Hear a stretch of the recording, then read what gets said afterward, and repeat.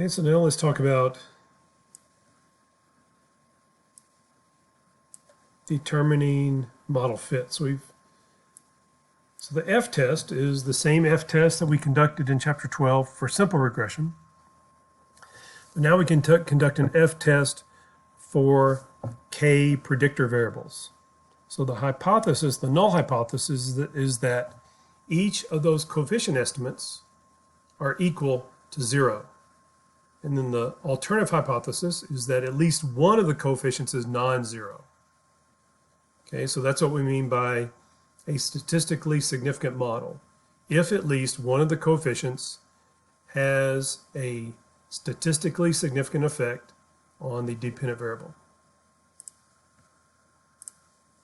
Okay, the F statistic is very similar to the one we calculated in chapter 12. It's equal to the ratio. Remember, the F statistic is based on equality of variances test. So here we have the ratio of the mean squared regression based on the explained sum of squares divided by the mean squared error. Okay, but when we have more than one regressor, we adjust the mean squared regression and the mean squared error by the number of regressors. So the sum of squared regression terms, the explained sum of squares, divide that by k, the number of regressors, and then the unexplained, or the error sum of squares, divide that by the sample size minus the regressors minus 1. Okay, and any statistical software package, including Microsoft Excel, will produce the analysis of variance table, just like in chapter 12. And you can see that the sum of squares, they are calculated just like with simple regression, but the degrees of freedom have now changed. Okay, instead of degrees of freedom being equal to 1 in a simple regression, for the explained sum of squares, now it's equal to k, the number of regressors. The unexplained sum of squares is n minus k minus 1, the degrees of freedom, and then the total degrees of freedom is n minus 1. And then the calculations in the mean square column are the same as on the previous slide. And the F-calc is just like we have talked about before. And the Excel is going to produce a p-value for you. Every statistical software package is going to produce a p-value for you. But if you want to calculate that yourself in Excel, this is the formula.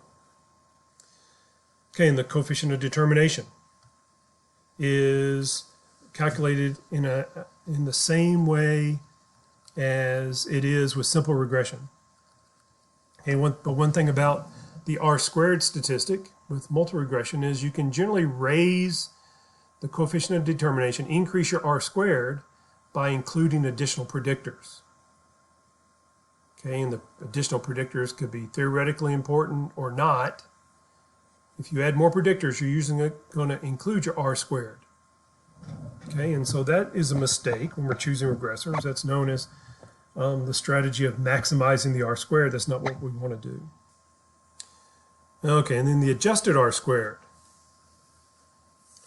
Okay, so here we penalize these calculations. Now let me go back a couple of slides here. So the R-squared statistic is equal to either 1 minus the sum of squared errors divided by the total, or an equivalent way of calculating that number is the explained sum of squares divided by the total. Okay, the adjusted R-squared, okay, which is called R squared subscript ADJ in the textbook.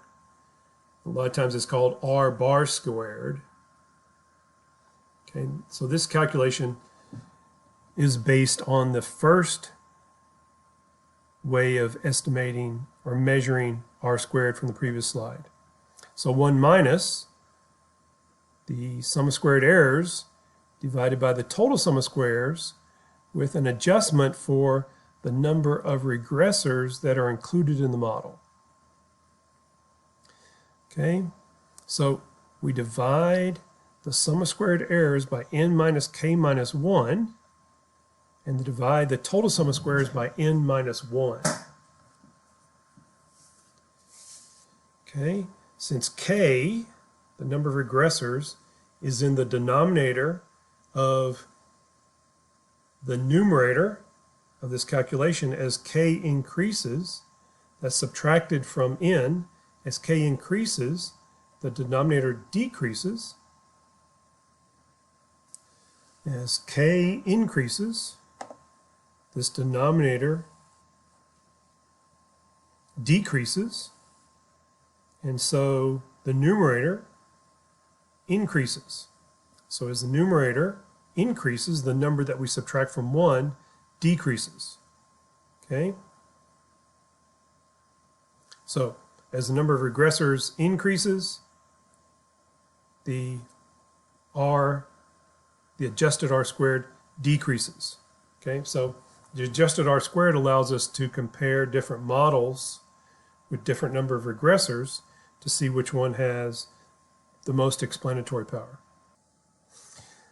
Okay, so another thing to think about in terms of how many predictors can the model handle is the relationship between the sample size and the number of predictors. So n is the sample size and k is the number of predictors. If n divided by k is small, the R squared statistic is not going to give us a reliable indication of fit. Okay, there's just not enough sample to reliably estimate the effect of a bunch of regressors. So there's two rules that can be followed. And one's called Evans rule, and this says that if n over k must be greater than or equal to 10, meaning that we have at least 10 observations per predictor. So for example, if you've got 5 predictor variables, 5 x variables, then your sample size must be greater than or equal to 50. Okay, and then there's Doan's rule, which is less conservative. And it says if n over k must be greater than or equal to 5. So you must have 5 observations per predictor. So if you have 5 predictors, then your sample size needs to be greater than or equal to 25.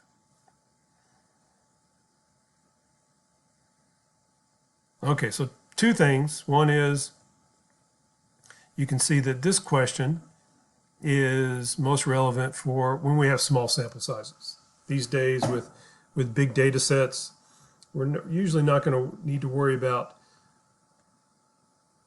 Evans rule or Doan's rule. Okay, and then the second thing is, like I said before, Doan's rule is much less conservative. Okay, I would say that Doan's rule is an extreme situation, that if you have a very small data set and you must include a certain number of variables, at least follow Doan's rule. But in general, Evans rule is a better one to follow.